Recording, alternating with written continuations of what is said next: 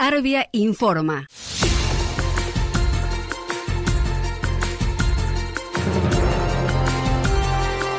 Bienvenidos. Este es el Servicio Federal de Noticias de Arbia, Asociación de Radiodifusoras Bonaerenses y del Interior de la República Argentina. Gabriel Catopodis fue tajante al señalar que Luis Caputo debería abandonar las pantallas y empezar a atender el deterioro constante del poder adquisitivo.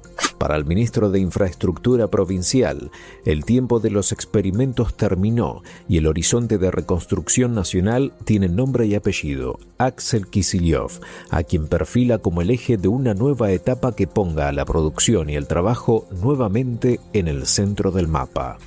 Axel, yo no tengo dudas de que el que está mejor preparado para aprovechar una oportunidad que la Argentina va a tener, para volver a poner a la Argentina a iniciar un ciclo de crecimiento, de empleo, es Axel. No tengo dudas de que está en condiciones de liderar esta etapa, una nueva etapa en la Argentina, y realmente creo que estamos en condiciones de ofrecer algo realmente mucho mejor y mucho más superador en materia de soluciones y de propuestas, de políticas para lo que la Argentina va a necesitar para reconstruir este país. Este país, Nuria, va a haber que reconstruirlo casi de cero, y vamos a tener que laburar mucho. Ahora, esa oportunidad que yo te decía, que la Argentina tiene y va a tener, porque tenemos los recursos, porque el mundo está en una crisis profunda, porque se acaba un ciclo muy largo de globalización, y entonces hay como una mano en el juego de cartas que se vuelve a dar, y la Argentina tiene que aprovechar ese momento. Bueno, para ese momento, para que esa oportunidad ocurra, hay que laburar, hay que trabajar, hay que arremangarse, hay que caminar el país. La senadora Patricia Bullrich intentó apropiarse de la agenda del 3 de junio con cifras que parecen más cercanas a la publicidad que a la realidad de las calles. Al alardear sobre la reducción de los crímenes de género y reivindicar una visión propia del feminismo, la funcionaria no solo esquivó el bulto sobre la responsabilidad estatal, sino que intentó demonizar a los movimientos sociales.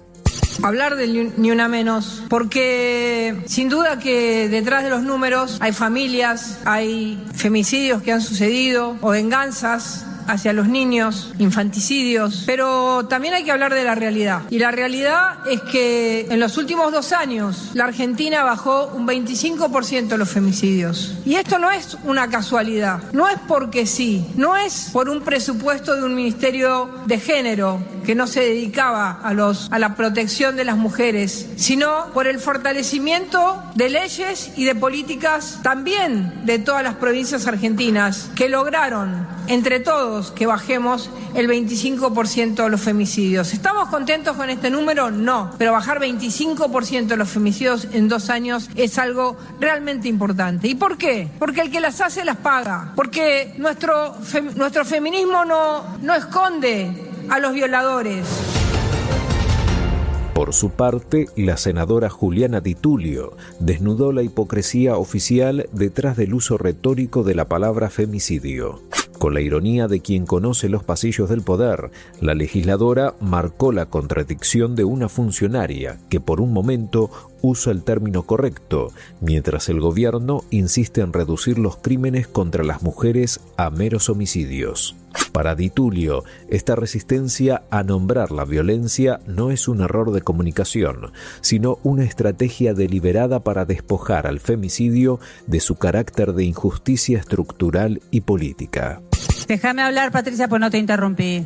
Patricia, tranquilízate, querida, porque además me gusta, te aclaro que te felicito porque le dijiste femicidios, cosa que no hace tu ministra, la ministra de Seguridad de este gobierno, de tu gobierno, que habla de homicidios, no habla de femicidios, habla de homicidios. Y la verdad es que los subregistros que existen en este país, que lo hemos hecho durante miles de años, desdicen por supuesto, los datos oficiales. Pero yo no quiero partidizar, lo que quiero es que demos una señal concreta. No se puede bastardear lo que ayer sucedió en la plaza. La verdad, me parece que los senadores y senadoras tenemos que hacernos cargo de lo que está pasando en la realidad. Y lo que está pasando en la realidad, más allá de los números, es que a las mujeres nos matan, nos descuartizan, nos golpean, nos violentan. Bueno, entonces por eso hemos pedido un minuto de silencio y me parece que este cuerpo podría tener un poco de sensibilidad e empatía con lo que le pasa a las familias argentinas y en general a todas las mujeres, obviamente, ¿no? En el país de Federico Sturzenegger, la producción industrial vive una primavera histórica, con un despliegue de datos que parecen sacados de un universo paralelo. El funcionario defendió los registros del INDEC como si la realidad se pudiera gestionar mediante planillas de cálculo. Que el que usó siempre, el que usamos siempre. Para, Gonzalo, me dice que el PBI está en pico. Sí. Me dice que el consumo está en pico, que no quiere decir que todo el mundo esté en pico. Entonces por eso digo, pero siempre va a ocurrir eso, Gonzalo. Yo te digo, ¿cómo te contesto a tu pregunta? Que vos me transmitís una sensación, me transmitís una preocupación que seguramente es real para mucha gente, pero yo miro los datos y veo que el PBI está en pico, las exportaciones están en pico, el consumo está en pico, entonces entiendo que hay una diversidad de situaciones en la economía, pero pero escuchá, la producción está en el pico máximo de su historia, y que la preocupación es real, y tenemos un sector puntualmente, yo te diría, que es el más complicado, que es la construcción, que a nosotros es como que la construcción sí es muy mano de obra intensiva, la construcción sí cayó y como que no levanta. La verdad que veremos, yo creo que son reacomodamientos y... La diputada Miriam Bregman lanzó una advertencia que va más allá de la figura del presidente. Según la referente del Frente de Izquierda, el mayor riesgo para el país no es solo el liderazgo actual, sino la consolidación de un sistema de desguace que el arco político conservador busca blindar. El desafío, advierte Bregman, no es simplemente una cuestión de nombres, sino de sepultar definitivamente un plan de ajuste que pretende sobrevivir cual virus más allá de quien ocupe eventualmente el sillón de Rivadavia. Los recortes de los programas mínimos que había a favor de las mujeres, la línea 144, es decir, todo lo que ellos fueron logrando en este tiempo no quieren que se toque. Y entonces el peligro que tenemos ahora es de un mileísmo sin Milei. Por eso yo siempre digo, hay que derrotar a Milei, pero todo su plan, no es solo Milei. Acá cada uno tiene que comprometerse y decir qué va a hacer con la reforma laboral, qué va a hacer con la ley de glaciares, qué va a hacer con la ley bases, qué va a hacer con la ley de alquileres que fue derogada y se dispararon todos los alquileres. Claro. Me parece que hay que ir a un diálogo político que no sea tan de eslogan vacío, porque si no, la sociedad tiene que saber qué opina cada referente, qué opinamos cada uno de nosotros sobre el desastre que hizo este gobierno con la complicidad de muchos, insisto, todo esto no es que pasó solo, ¿no? Hasta aquí, el Servicio Federal de Noticias de Arbia.